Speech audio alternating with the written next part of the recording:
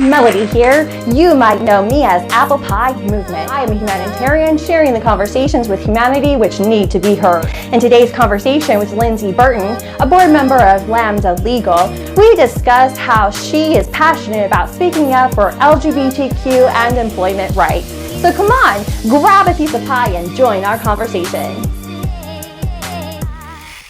Hello everyone, welcome to another Apple Pie Table Talk. Today we are interviewing Lindsay Burton of the BP Law Group. Thank you so much for being on our show. Thank you for having me. What would you say to people who aren't aware that racism exists? You need to get your head out of the rock that you live under. Racism. Okay, I love that. You know, white people just, are like, bam, let me just, you just need to wake up and just, you can't walk up to another person and just be like, bam, you're stupid. Because, is a person going to say, yeah, no. Let me change because, I didn't know I was stupid. I didn't know that my head was in my ass. It smells like roses here. It doesn't smell like shit. How do you, to somebody who just has lived in a little privileged bubble, because with these talks, I have interviewed persons of color and Caucasian persons equally who have said they weren't aware of racism existing, that they grew up not seeing color, they grew up seeing an inclusive world. And I think that's probably a result of classism, and that if you are of a certain economic status, then maybe you are able to live in a suburb where you have a little bit more of a protection, even if you are, a person of color. So regardless of your ethnicity, we have people that just aren't aware of these inequalities that exist. And it's not because somebody's lazy and they're not willing to work. It's just circumstantial, really. So what would you say, how can we, besides this concert that I'm doing, and my goal is to reach 10 million people because that's 3% of the American population, roughly, which if we can tap into 3% of the population, then we can change the conscious collective. And if we change the conscious collective, we can raise it to a higher frequency just all on its own. I'm all about shortcuts and efficient programming. So just go for the gut. That's easier than, whapping somebody on the head. I agree. But, it's also these conversations that have to take place at the dinner table, at the school level. I met a wonderful organization of white moms that are going into schools around their areas. Instead of sending their kids off to a private school, what they're doing is they're going into the urban schools and they are working with the other parents to create an inclusive curriculum just for their community that is equitable for all of the students and that all of the students can benefit from. So I support that. But these women obviously took some sort of an inward journey and step to get to this place where they are willing to be the ones to pioneer those conversations instead of going in with a colonistic attitude of, hey, you're doing it wrong, we're going to bring, in the right way. Hey, we are all in the same community. We want to create something for all of us to share that's equitable. How can we wake up people who just aren't awake without hitting them over the head? Oh, that's a tough one.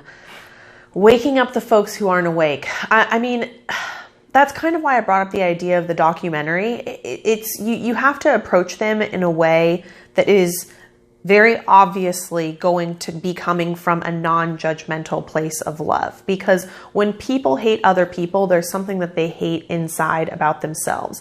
And if you come out too strong, like, I could never sit down with somebody who was homophobic, I couldn't even stand them, I couldn't be in the same room as them, then you're never going to have the opportunity to change that person's perspective. Or maybe tear away their homophobia completely. Getting to meet you could be the thing that opens their eyes that maybe they don't need to hate someone because they don't understand someone being transgender, right? So it's basically person-to-person connection. You have to connect with that person. When you see someone that's hateful or harassing or discriminating, take them out for a drink or ask them to get coffee and just talk to them and find out what's going on with them. And when you feel comfortable enough, if you can, right? I mean, I would feel comfortable doing this. Not everybody would, but maybe connect them to other people in the community who are leaders like yourself. If I knew someone that was homophobic and I worked with them and I didn't feel comfortable telling them that, having an open dialogue with them in order to change their mind, then maybe I would introduce them to you and say, look, I want you to meet my friend Melody. She has this amazing movement. It's about bringing people together. It's about equality for all. And I think it would be really great, for us all to sit down and have a conversation. Connect them with other folks who can do it for you if you don't have the strength and the power yet to do it yourself. But truly, it's person-to-person connections. It's educating folks that we're all humans and there is something that we can share with each and every single person, whether they have our same beliefs or beliefs that we would never tolerate.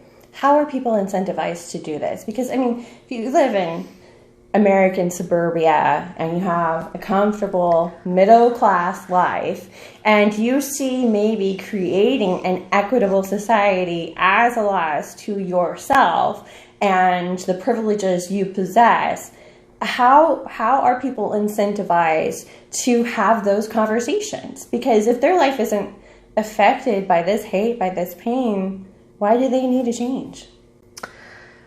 That's exactly why they need to change, would be my counter argument, because nobody should be too comfortable. Life is boring, too comfortable. If you are retired or working and you feel like there's nothing that you could potentially get involved in because first of all, that person has got to be Caucasian, because for them not to have any sort of plight, that's the only really, race that has, and if you're a Caucasian female, then get involved with gender equality. Bettering our communities is going to better your own life. When you do stuff for others, the amount that you feel and the gratitude and kind of thankfulness that you can have and the appreciation for your own life, getting involved with folks who are less fortunate than you. It can be in any arena. It could be in the class arena and volunteering with a homeless shelter. It could be in the race arena and volunteering with an African American rights organization or Lambda Legal, an LGBTQIA organization.